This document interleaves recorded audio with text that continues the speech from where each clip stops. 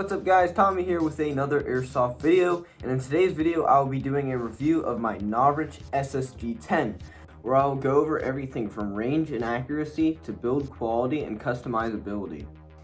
But before we hop on into that, let's go over to the features of this gun.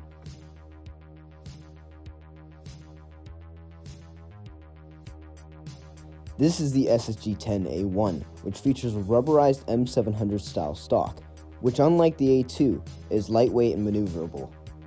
And at the back, we have a non-adjustable rubberized butt plate, which provides great grip.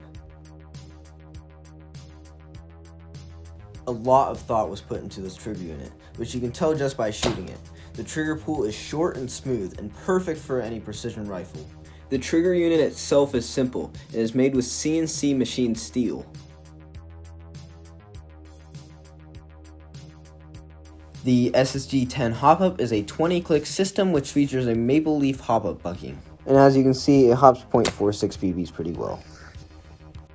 The ssg-10A1 features a 6.01mm precision inner barrel, which will make sure your shots are dead on out to about 250 feet.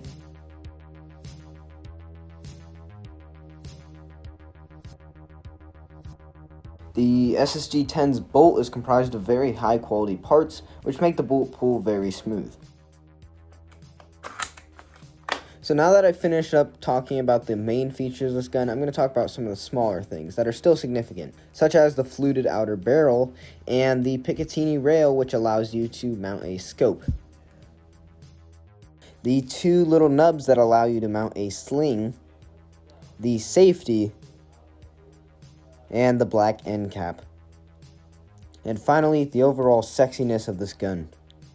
Alright, so now that we've gone over the features of this gun, I'd like to talk about the build quality. And I gotta say, right out of the box, it felt really nice in my hands. And especially with your scope and everything you want to add to it, it's going to feel really well balanced in the hands.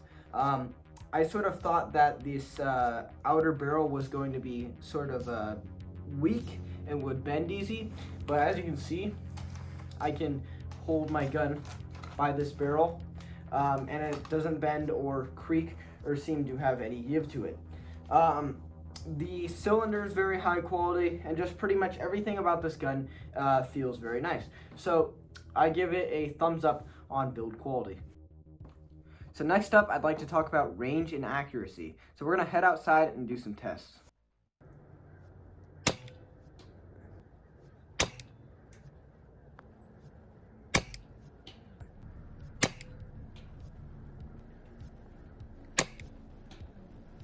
Alright, so as you can see by my iPhone film scope cam footage, all of those shots at 100 feet were pretty easy.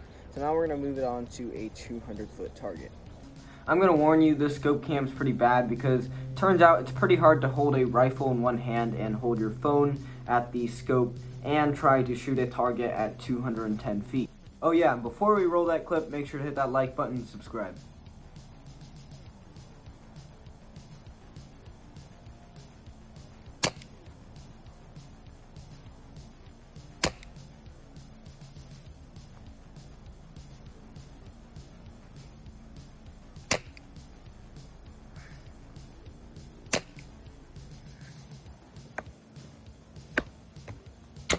Fuck!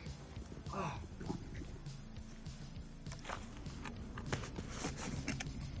Alright, so you saw how accurate I was at 125 feet and 210 feet. I was able to hit the targets 5 out of 5 times with no problem. I know the scope cam footage was bad, but that's because I was holding the gun in one hand and trying to film, which doesn't really work that well, but you know what, I try. So yeah, and I also know that you probably wanted me to go farther, but I sort of have limited space, so that's why. So now that we've finished up with our shooting and everything, let's move on to the ease of use. Now the ease of use is something I thought I'd mention because this is definitely a gun that is targeted more for beginner snipers. and you know, having something that's easy to use and, you know, straightforward is important when you're beginning out in something. Taking it apart is very easy. You unscrew 2 screws, you take off the top, and it's very self-explanatory from there. You know, taking everything out of the piston and you know, taking apart the hop up and everything. A 5-year-old could do it. Also, you know what else a 5-year-old could do is pull back this bolt. This is a M160 spring, which equates to roughly 495 FPS or 2.8 joules, depending on where you're from. And as you can see, it took me absolutely no muscle to do that. I think I'm going to be upgrading to a M170 spring, which should give me about 550 FPS, but I still doubt that it's going to really feel any different. And just everything about this gun is very simple and just easy to use, very straightforward. So I give that a thumbs up. Alright, so now moving on to our next subject, customizability. And what I mean by that is how can you make this gun your own? And I think there's a lot of ways you can do that. You can put whatever scope you want to put on it. I'm sort of boring, so I went with the Novritsch scope because, you know, I knew that would work. But, you know, you can buy whatever tape you want and you could wrap your gun. You know, you can get a bag for the back to hold your magazines and everything. You can put a sling on it. You can put a silencer on it. Hell, you could paint your gun. And pretty much, I'd say it's a pretty customizable platform. It's also very simple, so if you want to upgrade the internals, you can do that pretty fast. I'm able to take this gun apart in maybe 5 minutes, you know, if I'm trying to do it fast. So I'd say this is a very customizable gun. So now let's move on to our final subject that I want to talk about. Turns out there is no final subject. Turns out I'm a greasy bastard. I want you to subscribe. I want you to like this video. I want you to go check out my other videos. I did an unboxing on this gun. It's about 10 minutes. Maybe it's not too in-depth, not the best detail, but, you know, I was excited.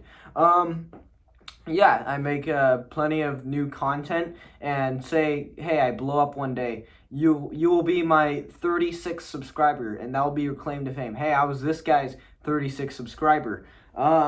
So yeah, I post maybe at least every week. My videos get better and better as I progress in my editing skills and everything, and that would just be absolutely great if you could tell your friends about my channel. And yeah, so I'll leave another video right here or here and subscribe right there. Yeah, see ya.